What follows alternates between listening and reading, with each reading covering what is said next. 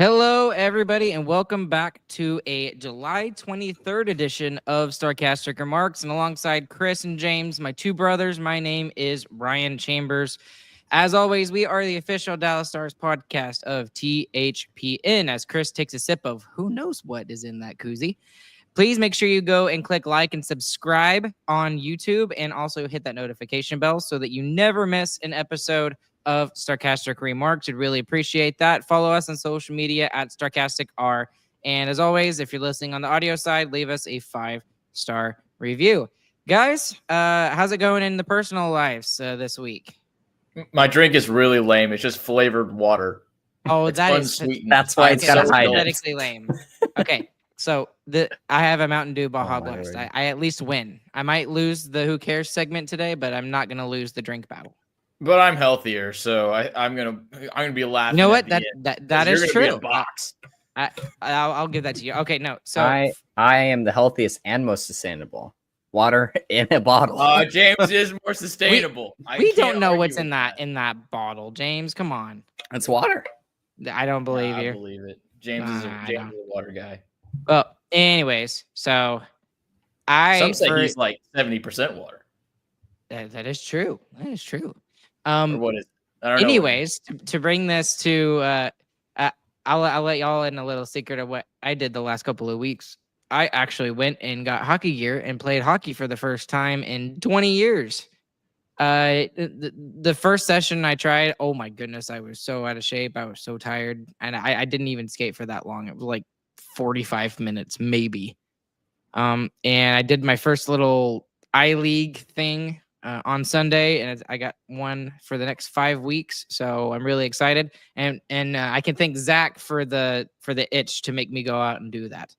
And speaking of being healthy, that's something I've been trying to do, is just not like full on like quit cold turkey like everything that's unhealthy, but like limit myself to 1 soda a day. Obviously, yeah, you got the Baja Blast going, so.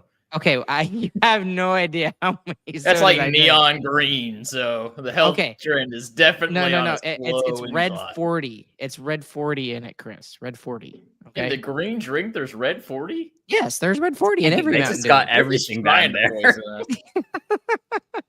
Okay, well, anyways, it's great to be with both of you guys, because I've only had one of you each of the last 2 weeks, so it's great to be with both of you guys today. We're going to go through the defensemen and the goaltenders here today and give our grades. And James, you can give your grades for any of the forwards if we want to go back and hit any of those if we have time.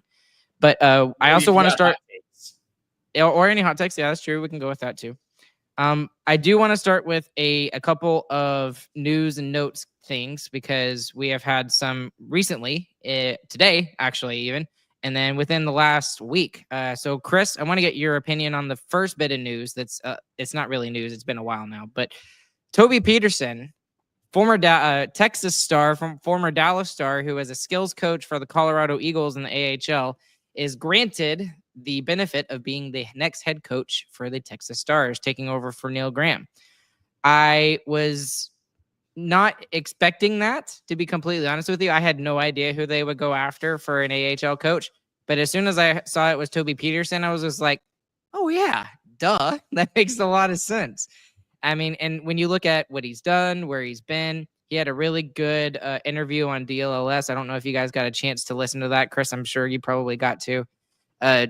Everything about him sound like he's very mellow in a way.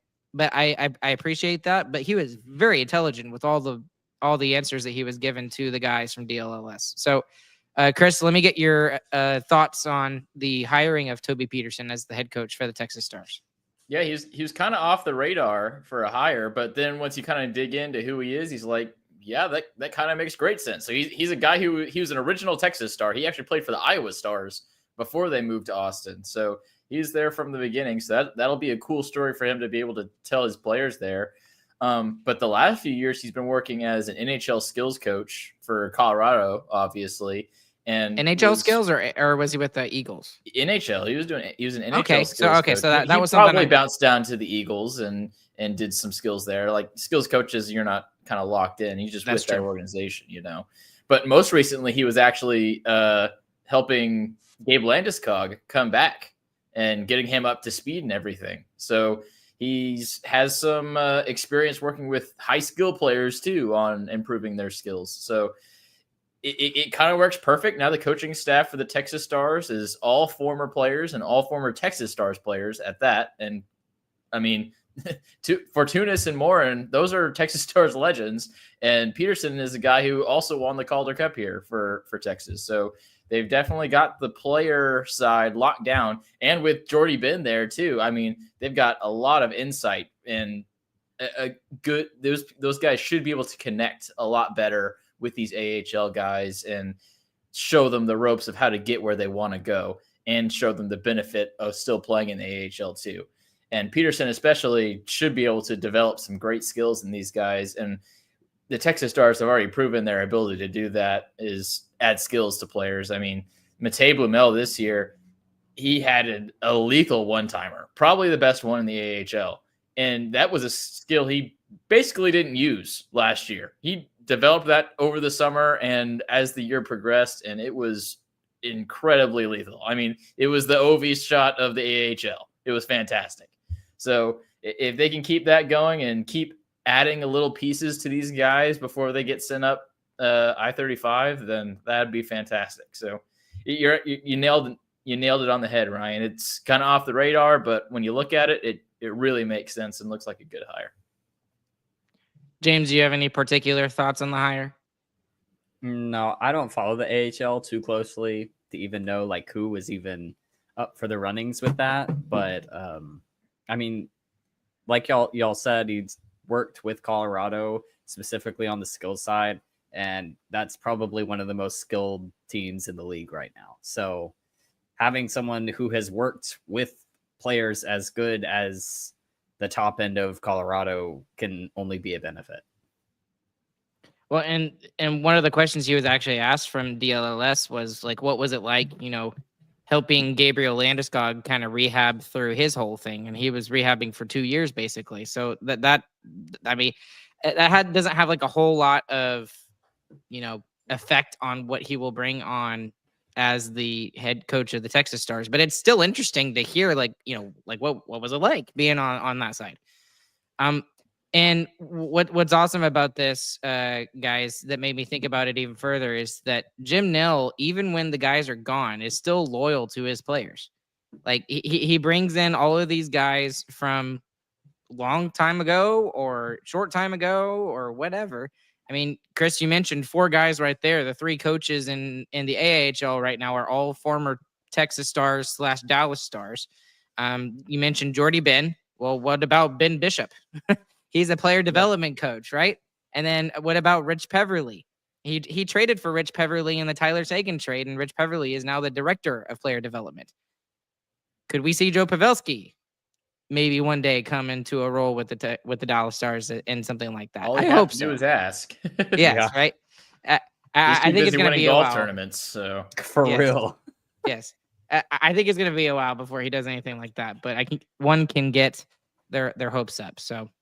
But anyways, I just thought it was a really interesting hire. Good for Toby Petersen. I'm glad that he's there. I think, Chris, you're gonna love him down there in Austin. He seems to be a really good fit for a small market team like an AHL team. So.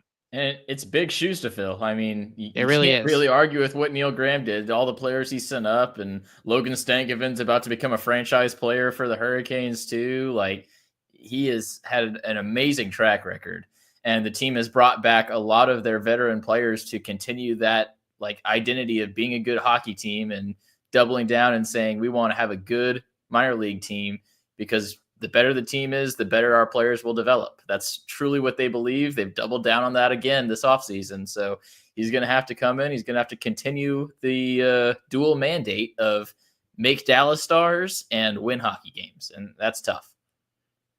Well, and the other thing about that too, and I was listening to his interviews, I loved what he said about, yes, his main job is to develop and win games for the Dallas Stars, long-term goal, with these younger players. But he mentioned that he's even going to have conversations with, Curtis McKenzie And, not to say that Cameron Hughes is one of the older guys, but he kind of is. I think he's 28, 29 now. But even Cameron Hughes would kind of be in that conversation too. So I'm just really excited to see what he brings for, the guys that we see coming up. Maybe Ritzy is not quite ready and he's still going to be in the AHL, or Huru, or any of these other prospects. Trey that Taylor. Are down there. That's a good one too. That's one that has kind of popped up on the radar recently as well. So one other thing I wanted to mention in terms of news and notes is obviously the news of today, Wednesday, July 23rd, is Brad Alberts posted at 11:45 last night a pair of eyes, which always means there's something coming out news-wise. And sometimes it's, crazy news like a Harley extension, and other times it's like not really much. This one is kind of falls towards that not really much category, but it's still giving a lot of credit to the two that are being inducted. But Joe Nieuwendyk and Ralph Strangis, friend of the show, are being inducted into the Dallas Stars Hall of Fame. Obviously, Ralph Strangis for his work with the Dallas Stars as the play-by-play man for a really, really long time. And then obviously with Joe Nieuwendyk for two different reasons. One being a builder during a really rough time in the Stars' history. He was the co-general manager with Les Jackson. And then he was also the 1999 Conn Smythe winner when the Stars won the Stanley Cup in 1999. So he was a big part of that. That's the more important one. Yes, that's why I was mentioning it last. Obviously, that's the more important one, but he was also a big player for the Stars for that period of time, for a good half decade to 6 years, something like that. So what do y'all think of the selection for the Dallas Stars Hall of Fame? Yep, really like the Hall of Fame that they've added just a few years ago. It lets you really highlight these players that are really important to the organization. That, I mean, you're not going to retire Nieuwendyk's jersey. He bounced around to a lot of places, but he's important to the Dallas Stars. He's arguably the reason that they won the Stanley Cup. And then Ralph is just such a great pick. I mean, it's pretty obvious. I mean, we all grew up listening to him call Stars games, and that's the voice we always think of when we think of a hockey broadcaster. So, I mean, that's a pretty clear choice. And just the chemistry that he had with Razor for all of those years. They just seemed to have the chemistry together on screen, and they were able to bounce off of each other really, really well, which you don't really see a whole lot in the NHL, and especially with the regional broadcast kind of going away. I'm afraid that it's going to start dying a little bit. But nevertheless, Ralph Strangis is just, again, I mentioned it to him when he was here on the podcast. It was just like, just thank you so much for being the voice of my childhood. I mean, truly, honestly, he really was. Every time I watched the goal that Brett Hull scored, his voice goes clear through my head, rent free every time. So, what do you think specifically about Joe Nieuwendyk, though? Anything about Joe Nieuwendyk? He won the Conn Smythe when the Stars won the Stanley Cup and was an insane playoff producer. So, yeah. We need somebody like that right now, don't we? We need a Joe Nieuwendyk. I think we got one with Mikko Rantanen. So I want to believe so as well. So that's what I'm looking forward to. The other thing about this too is what's really, really nice is that we are getting close to the point with the Hall of Fame where we've taken care of the obvious ones, if that makes sense. Like we got Brendan Morrow, we got Ralph Strangis, we took care of Zuby. I mean, all the guys that should already be in the Hall of Fame for the Dallas Stars. Now you can kind of start looking at, who are like the fan favorites back in the day, who was with the Dallas Stars for a long time that might not necessarily have their jersey retired, like you mentioned, Chris, like Joe Nieuwendyk, but it made me think about players like Antoine Roussel and Steve Ott and the guys that just the fans absolutely adored. And I think we're starting to get to that point where, maybe we see one of those kind of guys get into the Dallas Stars Hall of Fame. I'm not necessarily saying it's going to be anytime soon, but I think we're starting to get to that point where it's going to be an unknown who will be going into the Dallas Stars Hall of Fame. And that just makes it more interesting for me. Yep, I think it's pretty cool, and especially for the builder side, I guess they call it, for the non-hockey players. I mean, it'll be interesting to hear some stories we might not have heard of people who are really instrumental either to the Cup team or to just the Stars' longevity in general. That'll be cool to hear. And again, like, yeah, that's a good point too, Chris, is like, what about the guys behind the scenes in the broadcasting booth that are not Ralph Strangis or Daryl Ray or Josh Bogorod or any of those guys? Like the little guys that are in the truck, as they say. That would be really interesting to hear stories from them one day. So, okay, moving on to the main portion of our show here today. We're digging into the defensemen and to the goaltenders. Where would you like to start off first? Do we want to start off goalies first, or we want to start defensemen? Let's do defensemen. Goalies, I think, is boring. I think that's probably true. Okay, so let's go with the defensemen. We're gonna start with number 1 all the way down to number 6 in terms of who we think is in the depth chart order. Obviously, I think Miro Heiskanen is still the number 1 defenseman. So let's start with Miro Heiskanen. What would you give his grade for the 24-25 season? I'd give it an A-. He got hurt. Like, don't get hurt. Come on, man. Work on that. The other one is just there's more offense there. There has to be. I mean, we saw it earlier in his career how he could create stuff, and I just want him to open up a little bit more. Like, I understand he wants to be a defenseman first. Obviously, that's the position, but he's got some more offense in there that I think is really critical, especially when you get in those deep playoff series that we keep getting stuck at. I think he could be a catalyst for some offense when it dries up. So he's still probably the best overall player on the team and prettiest moves, purest skater, all that stuff. But there's more for him to unlock. He can be a Norris Trophy defenseman. It's in there. You just got to find it. What do you think, James? I'm gonna give him a B+. Partially because I don't just want to agree with Chris. Partially because this was an extremely underwhelming caught a mid season drink for him. This is he obviously Miro wants to do more than he did this season, and the injury just prevented him from it. And really, that's the main reason why any ratings or rankings you could have for him are going to be so low.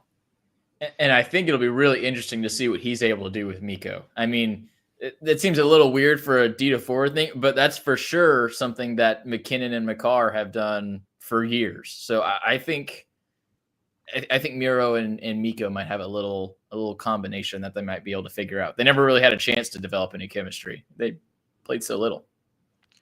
Well, is it just the Finnish connection? Literally just because they're of the same nationality? Maybe. I think it's just because they're both awesome hockey players. I mean, skill does play with skill, and normally that works pretty well. Not always, though. Not always. Here, I have a couple questions with this, and I'm going to give him a B+. And mostly because I do want to agree with Chris in the slightest bit, because there's obviously more offense in there. He had 76 points, I believe, 2 years ago, and he surpassed Sergei Zubov in single season points record as a Dallas Star defenseman. I think Zuby had like 71 or 72 or something like that, and Miro was able to eclipse it by like 76 or 77. Y'all double check that out on me while I'm talking. But there's a couple of questions I have about Miro Heiskanen, because y'all both brought up very good points. Our number 2 defenseman, I think, changes how the Miro Heiskanen will play next season. And I'm specifically looking at next season because do we really need Miro to put up points? If Harley is truly the offensive juggernaut like we think he is, and like he proved last season, and really taking over the number 1 role, does Miro really need to be that guy? Because I don't think he does. And I mean, do you want both guys putting up 70 points? Sure. Great. Fantastic. I think the reason why Miro has not gone off in the last couple of years is he hasn't had anybody to play with him that can necessarily, help on that defensive side of the puck. So he feels more obligated to play that defensive side of the puck. I think that's fair to look at it that way and analyze it that way. Let me get your thoughts on that. I mean, maybe, but shut up. You're good at offense. Like, go score. And I really think it is still on him. He's still a better defenseman. Harley's definitely pushing up there. I mean, he's getting dang close. If he takes another step next year like he did last year, he's for sure going to be on the same level. But then, I would still want those guys on different pairs and let them do their own thing and let them be the captain of that pair. I mean, they have very similar styles, I feel like. Absolutely, 100%. I think it's a little not to be. I'm just going to be blunt. I think it's a little stupid to say that Miro should not go for points. Specifically because you look at the rest of the decor. Who else on the decor is going to score points? That's the whole point of like that. That's the whole cool thing about having Thomas Harley come out like this. Like, yes, he's awesome offensively. He'll probably be better than Miro offensively. But that doesn't mean that Miro should take a step back offensively at all. I don't think that he should even think that for a split second, because that's what makes teams even more lethal, is having that second wave come into the zone after the forwards have rushed up the ice and just be able to create more from defensemen specifically. And that's something that this team has been missing for a super long time. I mean, it's been Miro and that's it. And that's not how most teams work. Yeah. Most teams have multiple scoring defensemen. The Stars have consistently been in like the bottom 10 of scoring from the blue line. So you're absolutely right. I want to pull this up because this is a good point. The point of PP1, power play 1 unit, was awful while Miro was on it. But see, when he scored the 76 points or whatever it was 2 years ago, that was one of the main catalysts of why he scored those 76 points. I mean, the power play was very, very good that year. It really was. And that's something that Thomas Harley kind of took over, last year, and the reason why his point totals went up. I don't know if both guys can, commandeer a power play unit and both get a whole bunch of points like that. I just don't know if there's enough, net power play goals to go around where they both can do that. But if they can do something 5-on-5, that's something that I would much rather see than just on the power play, if that makes any sense. And I'm not, and James, I'll go back to what you said. I do agree with you that it's stupid to say that, to tell Miro not to go out and score points. That's not what I was saying. What I was saying is, do we need to expect him to come out and do that?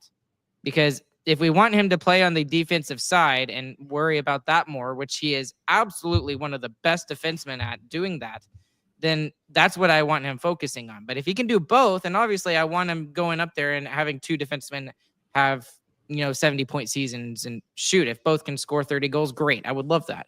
I just don't know if that's necessarily realistic. I would give up some of his defense for more offense from him. I mean, he should be scoring at least 50 points a year.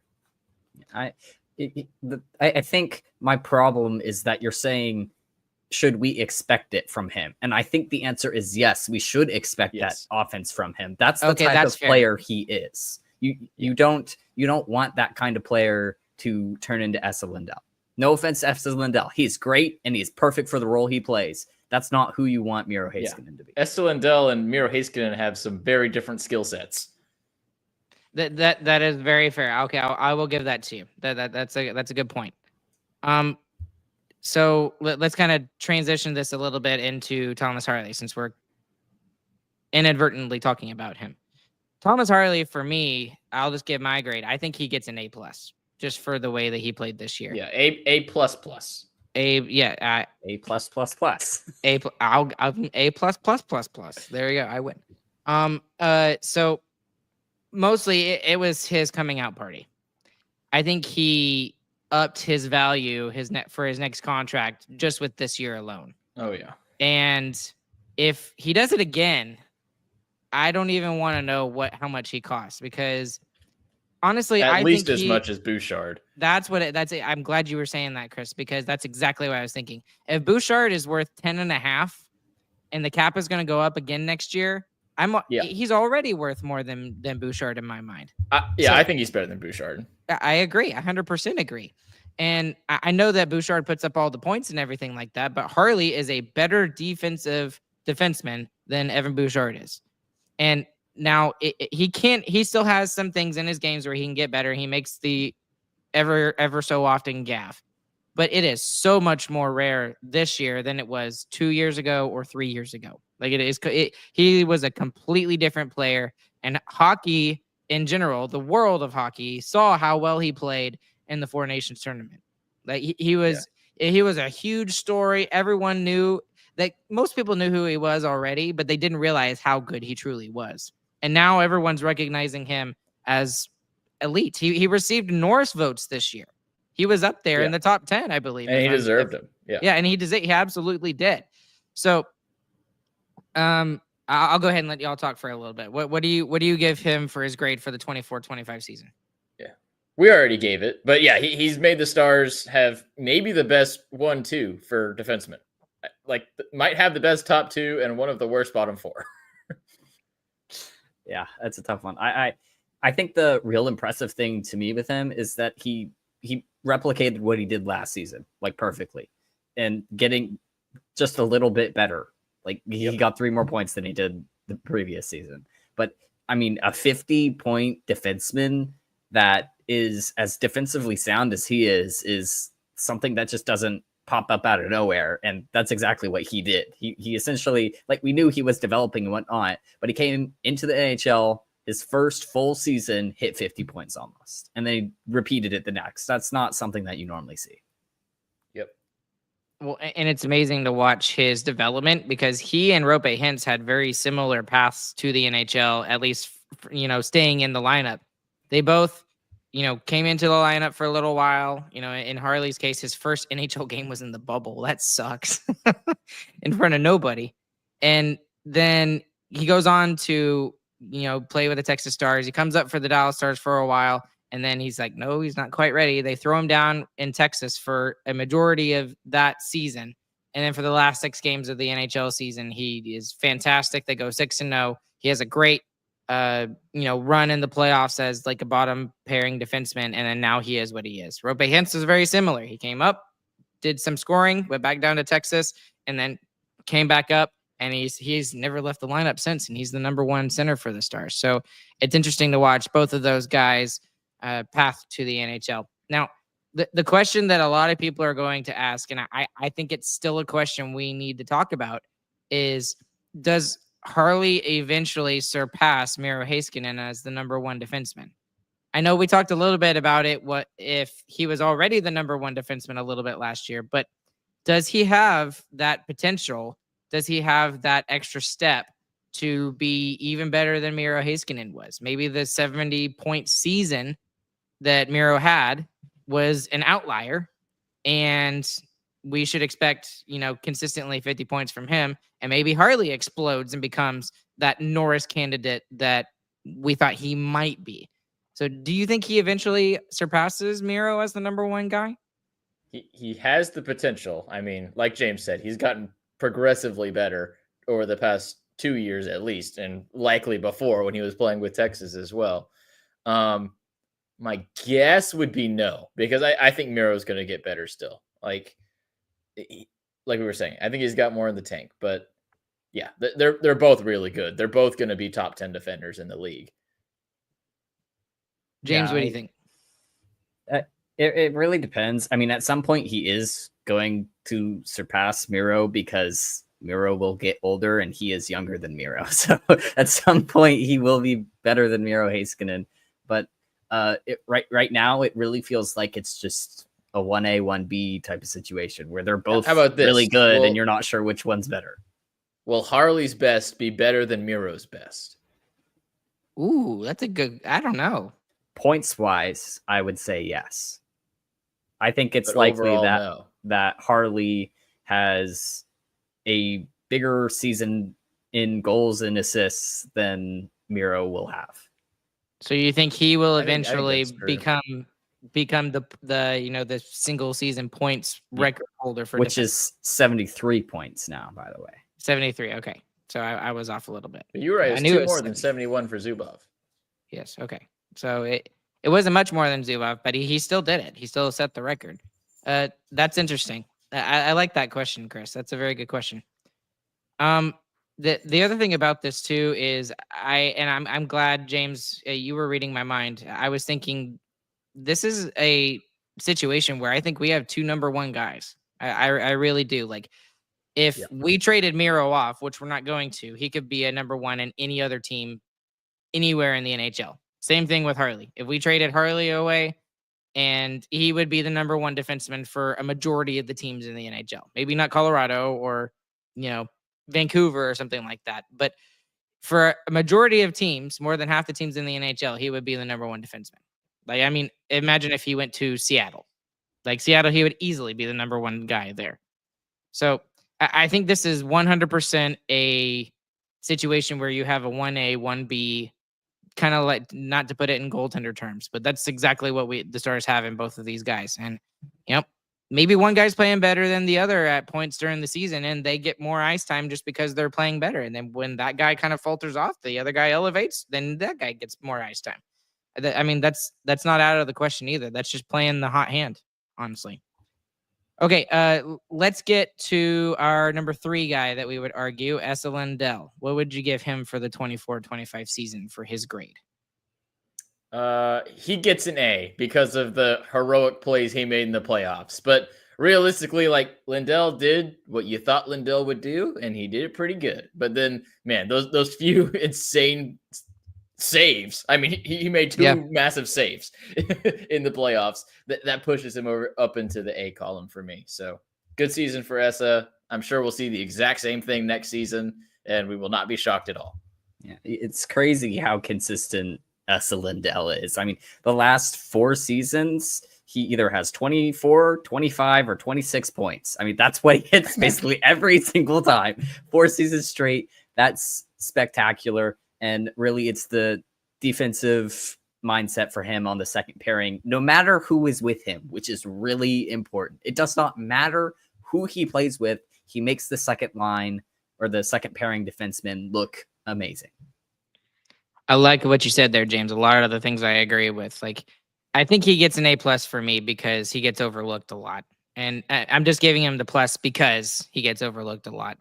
If there is a defenseman that deserves a top defenseman, defensive defenseman in the NHL award, he would be up for it every single year for the past 10 years. Like and that is, and I like the word that you use, James, and the word consistent. That is the definition of an elite hockey player, in my opinion. He's not going to get the same accolades as, the guys that put up all the points, like the Nathan McKinnons, the Sidney Crosbys. And I'm not saying those guys are not elite, but Esa Lindell does all of the defensive stuff so well and so under the radar. And he took a pay cut this year when he got his extension. Now, it wasn't much of a pay cut, but it was enough of a pay cut to allow the Dallas Stars to have a little bit of wiggle room in what they're doing and trying to keep a good team on the ice. So, and the reason he's so good and consistent at those little defensive things is because he sold all of his offense to the devil, which is definitely something you have to acknowledge because what's his go-to play with the puck? Flip it out of the zone. I mean, if you're known for passing the puck to nobody, I mean, man, your offense isn't great. I mean, I want him to keep doing it because his passing isn't any better, but you have to acknowledge, like, he has no offensive ability, which is why I think it would be really good to break up Harley and Miro and have him play with a guy that can move the puck for him. I mean, if he only has 2 options, the high flip or pass it to Miro or Harley, I think that makes that side of his job a lot easier. And the other thing that you said, James, that I really liked was, I already forgot. It'll come back to me at some point. But again, he gets an A+ for me, Esa Lindell. He is excellent in everything that he does. That's what I was gonna say. You said he elevates the play of those that he plays with. I mean, it doesn't matter, like you mentioned, James, whoever he plays with. The reason why we talked about Nils Lundkvist being so good last year, and it's not ironic in the fact that he was playing the number 4 role. Nils was. He was playing next to Esa Lindell. I mean, that doesn't hurt. Like, if if he is playing, whoever plays with Esa Lindell immediately gets better. I mean, look at who he had to cover for early on in his career, as when he was playing on the top pairing with John Klingberg. As much as we love John Klingberg and all the offense he put up, the reason why he was allowed to do all those things is because Esa kind of swept all of the defensive deficiencies under the rug so that nobody else saw that. And he does that with other players too. And maybe he can do that for Nils Lundqvist. So we can have an argument here as who do you think the number 4 defenseman is next year? Because we need to keep going in the order. Do we go with Nils or do we go with Bush? It's either going to be Lian or Nils by the end of the year, if I had to guess. Okay, so do you want to go ahead and just go with Nils right now then? Let's just do Bush because, I mean, I think he's going to start in the top. I think he's going to start. He's the most recent one that we have too. That's fair. So. Okay. Ilya Lyubushkin, what do you give him for the grade that he got this year? He gets a B. He's what I thought he was going to be. He's fine. He's kind of big and can use his body to defend pretty decently, but he's a worse version of Esa Lindell and has, unfortunately, the same lack of any skill with the puck problem. Yeah. Lyubushkin's really weird in the fact that he literally, like, he's just a worse Esa Lindell. That's really what it feels like. So I'll give him a B as well. He doesn't do much, is what I would say. And if that was on the third pair, I'd say fantastic. He doesn't do much, but he takes up space. But yeah, on the fourth pair, it's a little rougher. And it was especially rough when it was him and Lindell on the same pair, and they get hemmed in their own zone, and they just can't get it out. And it's because they can't pass. Yeah, yeah. Neither of them. That's not their job. They're not supposed to do that. So let's give them some help. Not enough puck moving on that particular pair, to be honest. And I thought Harley and Bush looked good for a lot of the season, so hopefully they try that out. I think that both of you guys are overlooking Bush and what he did this year. And I think what you also have to take into record is what the expectation was for him this year and then what he actually did. When Miro was out, they had to keep Esa Lindell on a separate pairing away from Harley so that those were basically your number 1 and number 2. And Lyubushkin was playing on the top pairing with Harley. And like you mentioned, Chris, he played pretty well for a majority of the season with Thomas Harley. On top of that, how much is he getting paid to be that number 4 guy? Not enough to be a quote unquote number 4 guy. And I know he's playing out of his role. He shouldn't do it. I mean, he's making $3 million. I don't think that's enough for a number 4 guy. I think especially now with how the cap is, I think a normal number 4 guy gets around 4.5 to 5. That's what I see now with all the contracts being signed. And even then, when he signed the contract last year, I think he was still a little underpaid for what he did this year. I don't think it was overpayment in the fact of when he signed the contract, but he did so many different things. He played on the penalty kill really well, and he was really good for the Stars for a majority of the season. And I don't want to say a bargain contract because it's not a bargain contract, but it's a very good value contract for what he did for the Dallas Stars this past season. So for me, he gets an A-. That's me and how I feel about Lyubushkin. I thought I was going to piss off Stars fans. They're really going to be pissed off at your evaluation. I mean, there's a reason he was on the trade block this offseason. I mean, he is expendable, and his cap hit is kind of high for what he does, I think. But he did it fine. And like you mentioned, he was on the top pair. Yeah, he was. That was kind of all. He didn't make a complete fool of himself on the top pair, but you definitely could tell that's not where he belonged. And by the end of the season, he wasn't in the lineup. So I gave him B because that's what I expected him to do. I think he was brought in to be a number 4 guy, and I think he was a mediocre number 4, which for, I think, a team as good as the Stars are isn't great, but it's good enough because our chips are all on the forward group. So I think that's a little bit of some rose-colored glasses in short-term memory, but we'll see. Hopefully you're right, because, I mean, we're going to need him up in the top 4, at least to start the season. I mean, the other big thing you're missing is where he ended up at the end of the season, too. I mean, playoffs, we didn't use him. Yeah, which I think was the wrong decision, but probably. Yeah, he was out. Well, I agree, but I mean, the only reason why I think he was out was, I still think he was fighting something not major or anything. He but wasn't. I think They didn't say anything about it after the year. They asked. Yeah, but they don't always mention everything and all of the injuries like that. They don't have to tell us everything. I still believe that. If it was more than a bruise, I think they would have mentioned it. Like if he actually had like a sprain or something, they generally say stuff like that. So I'm sure he was battered, like everybody is in the playoffs. But I mean, so was everybody on the other team too. That I don't think that would have held him out of the lineup. So, well, I think the other thing though too is the chemistry that Bichsel had with Petro, and Petro deserved it. Petro during the playoffs was playing really well.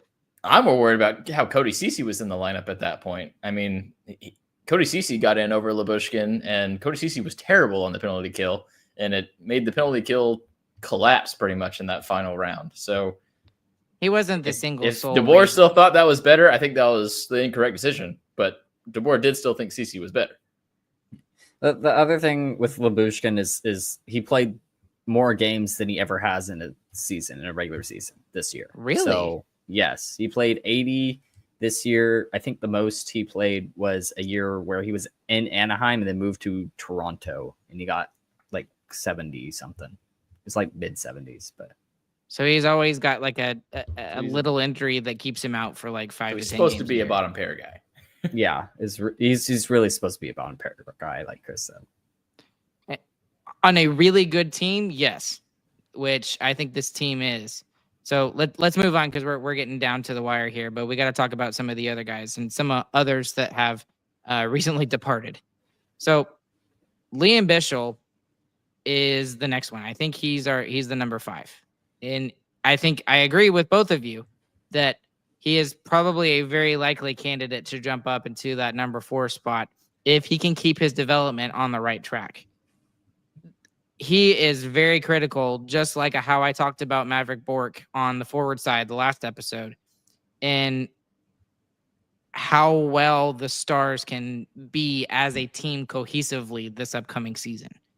If he can fully realize his potential and be a top 4 defenseman, maybe even be a top 2 defenseman, then I think the Stars are in a really, really, really good spot, because that means that, like we mentioned, Lyubushkin can actually be relegated to a bottom pairing defenseman where we think he would, best serve in that role, and he would be excellent in that role. So before we get into the future, though, what do you give him for the season in the 24-25 season? I give it an A. I mean, that's exactly what we wanted him to do. We want him to start in the AHL, develop a little bit, get used to big minutes, and see how he can be leading a D-corps. He did it great, learned a lot of stuff. He stepped up into the NHL and did exactly what we wanted him to. He was solid defensively, made big hits, and got better as he played more NHL games. And I think that's just going to keep happening. I mean, he's going to learn the gaps and learn the different players that he's playing against more and more, and he's going to get better and better. So I think he for sure is going to be in the Stars' top 4 by the end of the season. I'm going to give him an A+, because I think he overachieved what a lot of people thought he was going to do. And he did do it quicker. he came in when the Stars absolutely had to have him. I mean, that was one of the things that we talked about at season start, was if Miro Heiskanen gets hurt, he's the guy who you want to come in and step up big time. And I think he did that perfectly. He came in, he was one of the integral pieces of the D-corps when Miro was out. And he added a new element to the team that wasn't shown from anyone else, with the big physicality. And then in the playoffs, I mean, him and Petro on the bottom pairing played great. I mean, they did exactly what they were supposed to do as a third line against some of the best teams in the league. And this was someone who played over on European ice last year. Not to mention, I mean, he's playing in a whole different kind of hockey, and he played it perfectly. What's really nice for him in terms of experience in the playoffs is he's gotten 2 long runs in the playoffs. He did that in his, I guess, in the Swiss league. He is Swiss, correct? Swedish. He is Swiss, but he was playing in the Sweden. He was okay. That's right. Okay, I couldn't. I knew it was one of the two or the other. Right. Well, he went all the way to the finals in that prospective league as a 19-year-old, and he was playing top minutes in that role with that team. And he did that in a team that was basically in the wild card spot of that league. And that's another good point. They were not supposed to do that. And then he did what he did this year for the Stars, and maybe in a lesser role compared to 2 years ago, but still very good in what he did, what he provided. I agree with everything that y'all said. I think he did exactly what a lot of Stars fans expected him to do. Yeah. He might have done it a little bit quicker, but this is kind of what I expected him to do. Yeah. The Miro injury definitely hurried it along. I thought he was just going to follow Harley's path to the T, but it was a little bit quicker because Miro got hurt. And I think that was better. I mean, I thought he improved more in his NHL games than he did in the AHL games that I saw. Just because of the speed? Do you think he just has that knack for the speed of the NHL then? Yeah, I think he didn't, and then he learned it. So, I mean, he had to play against the fastest guy. I mean, the guys he's playing against night in, night out in the NHL is the fastest guy that he's playing against in the AHL. So it's not just every few shifts that he has to play against that kind of player. He's got to play against that kind of player every shift, and he learned how to do it a lot better. I don't think this is likely, but I want to put this forward to both of you guys. Obviously, he's going to get some time in special teams, and specifically on the penalty kill side, just because of he's a massive body at 6'5", and he's very good at boxing guys out and getting them away from the front of Otter or Casey. But I know he's got a big booming shot, and I saw him play. I specifically remember a couple of plays when I went to that one game last year, Chris, down in Cedar Park when he was there, and he was playing on the power play. Could we see maybe something where he pulls an Esa Lindell from years ago? Or you remember when Esa was a big body and he just stood in front of the goalie right there? I'm not necessarily saying he does that, but could we even see like a 2 defenseman pairing on one of the power play units even and utilize that big shot of Lian Bichsel? Because he's got some experience there. And if he can start to solidify himself on the power play side too, then that kind of elevates him even more and getting more ice time and pushing him up more into the top 4. No. It would have to be a situation where it would be the second power play unit and there's a couple of forwards down. Yeah. And a couple defensemen down, because even after Miro and Harley, Nils Lundqvist is getting that shot first because he's got the natural offense mind. And that fits his style better. That's a good point. Yeah. That's yes, fair. Lian Bichsel scored goals when he first joined the Dallas Stars. That was weird. He scored in 5 games with the Dallas Stars. He scored just as many goals as he did with 25 with Texas.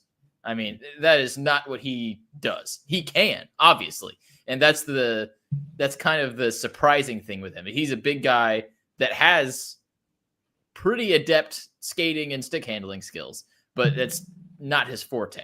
The forte is what we saw, and that's the big booms. And the last thing about him is, again, the physicality is something that I think a lot of his teammates are probably going to learn from him this year. Because obviously, I think Glenn Glotzen is going to use him as an example and say, hey, guys, look at this film from last year.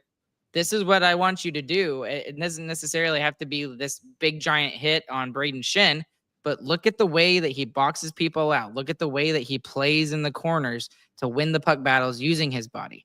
So and hits. I mean, yes, the boxing out and all that. Yes, that needs to improve. Hit people. I mean, this team hit the least and got hit the most. And with Bichsel, even in a system that discouraged hitting, I mean, we could say that it discouraged hitting people.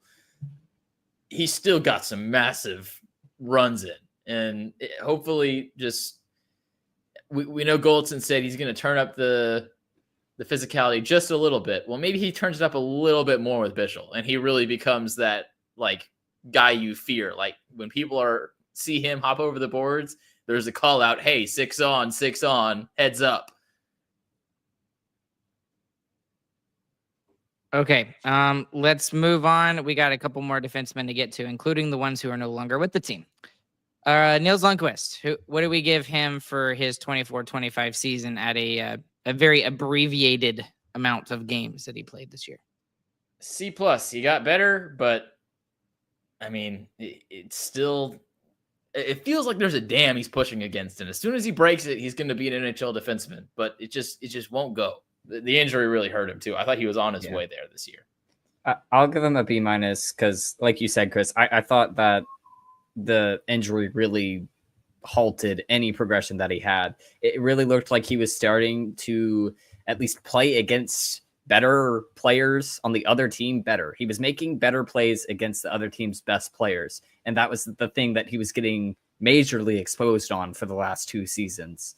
And as soon as you started to see little shots here and there of him being able to match up against those guys, he got hurt. Yep. Yeah, and the grade for all of us, I'm giving him a B- as well, is literally just because we saw good glimpses, but it just wasn't enough. And this year it wasn't his fault. This year absolutely was not his fault. He got hurt. That's what. So does he ever get to that top 4 potential? I don't know. I hope so.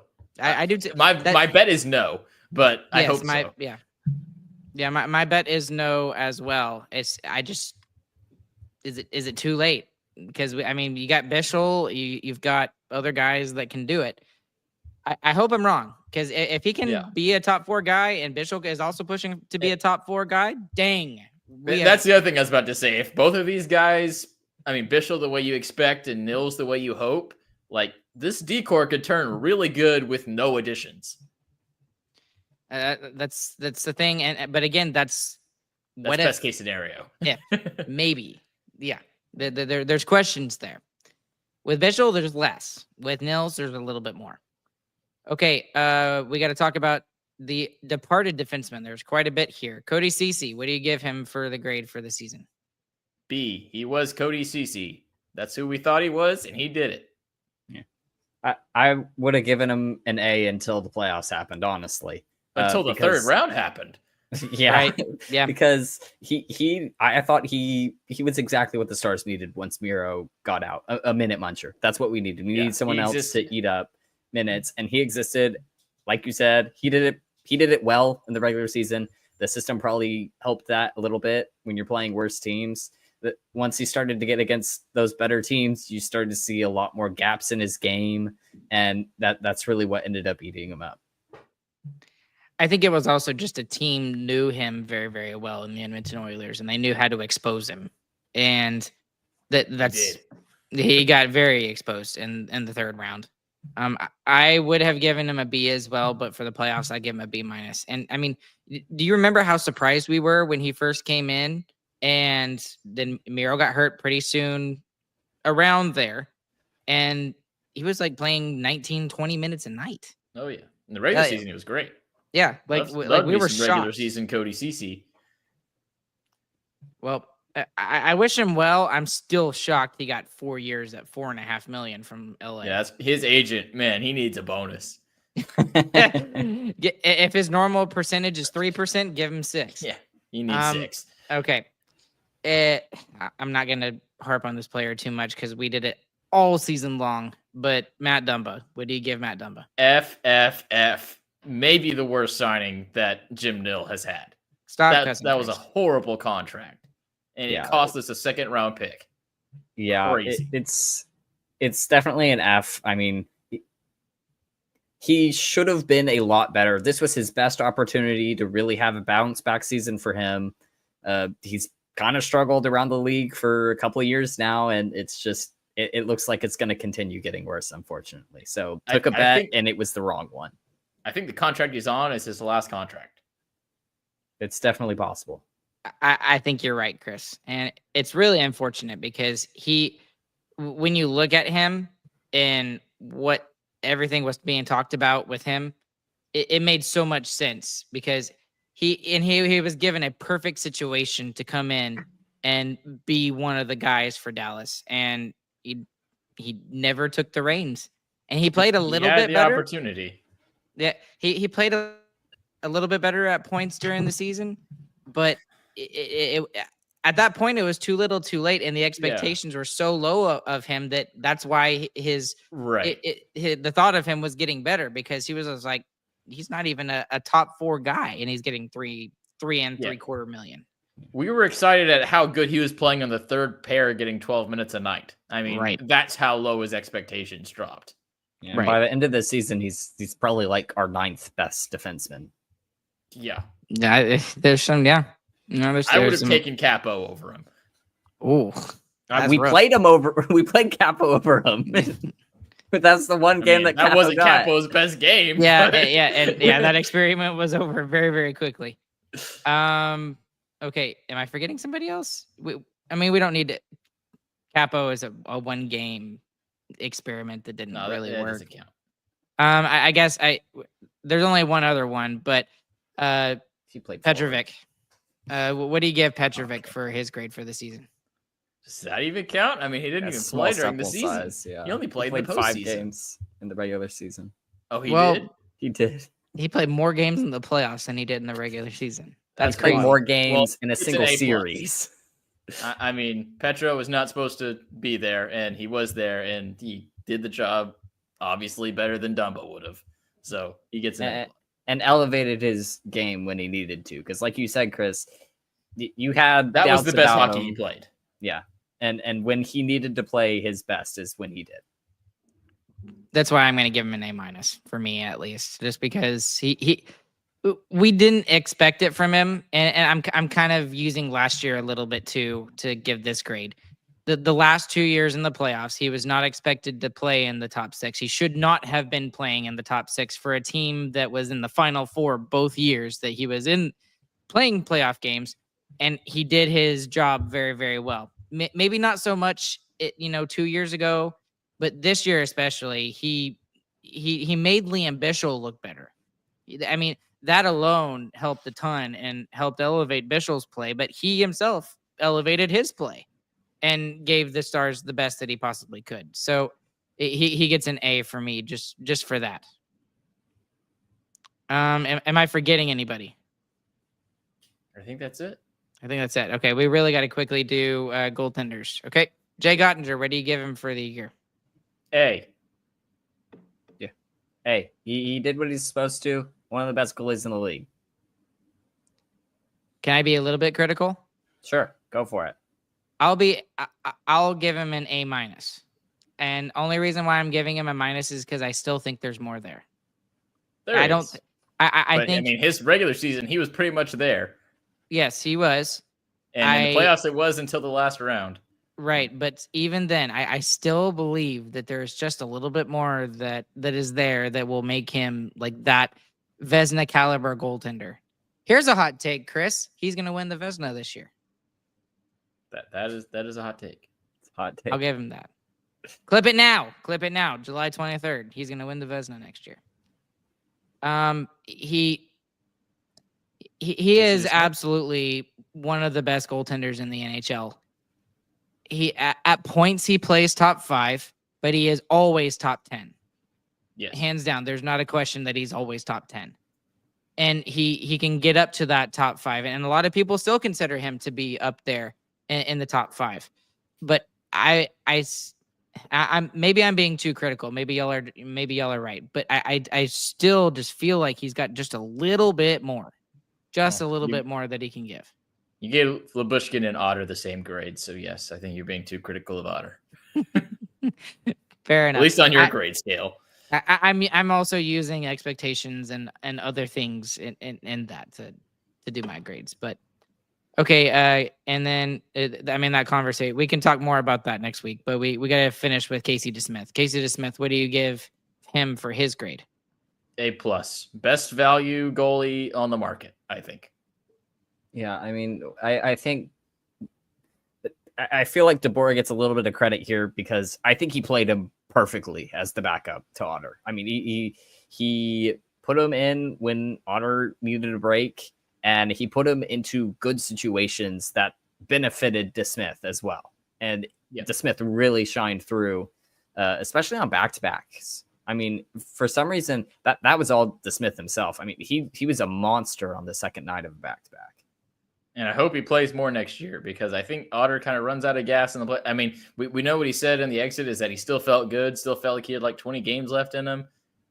I think that's clearly not true. Like, I think he's not connecting with something in his body because it just looks like he runs out. So I hope they play him a lot more because you look at the goalies who had success this year in the playoffs too.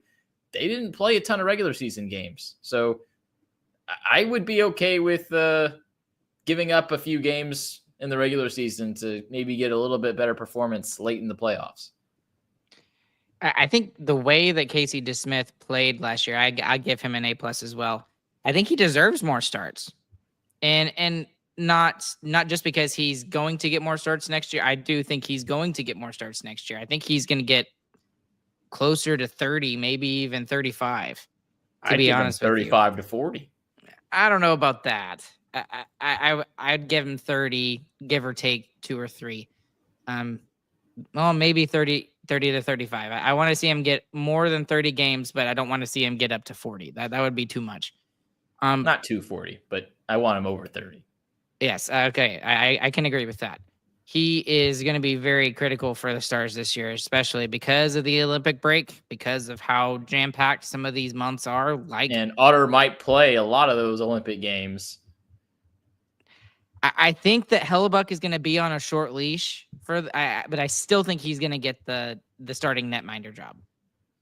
And and I do think that Ottinger will at least get in one of the games, like especially if it's a game that has no bearing on like the round robin play, the group play that they do, and it's like that third game or whatever. I think he gets into that game, but if the Americans barely squeak by round one on a 5-4 game, I think Otter goes in and he doesn't give it up. Yeah, it's going to be really weird because another thing that we kind of have to take into account, the regular season is still going to be gone, and Hellebuck's going to look amazing in the regular season. So that is true. That is true. He's going to do it again and try to go for a fourth Vezina, a third Vezina, something like that. Who knows? Third straight. Yeah.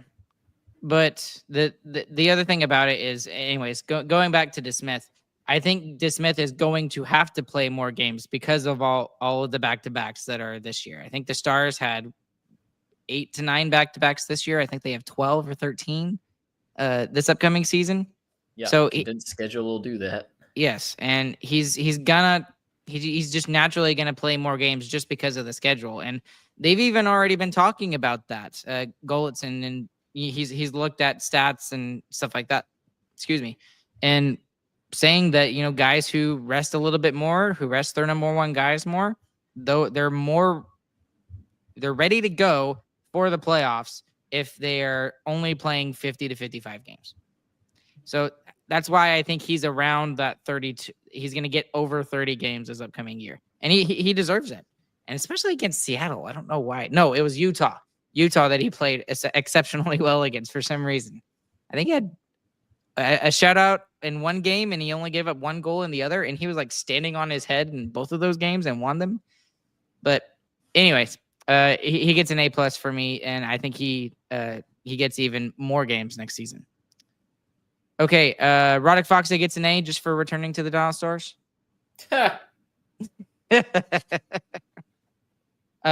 Do you guys want to go ahead and do the Who Cares segment? I know it's a little late, or do we want to save it? Let's bank the Who Cares segment. Okay, we'll bank Tune it for in next time. We're banking a lot. We might have a whole episode. I think we've already got next episode planned. Yeah, I think we do. All right. Well, again, guys, thank you all so much for joining us here this evening. There's even more of you that are listening afterwards. Once again, click like and subscribe if you're watching on YouTube, and hit that notification bell. If you're listening on the audio side, please leave us a 5-star review. That's the best way to support us, non-monetarily. But if you'd like to support us monetarily, you can become a Who Cares Club member for $5 a month. look at that merch store that we've got as well. And also you can leave super chats too if you like to, as always. So we'd appreciate that as well. If you'd like to follow us on social media, that's anywhere and everywhere at Starcastic R. It's very easy to find us, and we constantly are posting throughout the regular season and even during the off season. Huge shout out to UC as well, who was our latest Stars fan stories episode yesterday. That was one of my favorite ones to do, just because of the difference in culture with how Finnish hockey. It is so much bigger over there, and it was awesome to learn how like one player that no one really remembers anymore is the reason why he became a Stars fan. It wasn't Yuri Lettinen. It was somebody else. Go and listen to the episode to figure out who that player was. But anyways, shout out to UC and all of our Finnish followers and listeners. So alongside Chris, alongside James, my name is Ryan. We'll catch you guys on the flip side. We hope you guys have a fantastic morning, afternoon, evening. We'll be back with you guys again on Wednesday night for more Dallas Stars talk. Go Stars. See ya.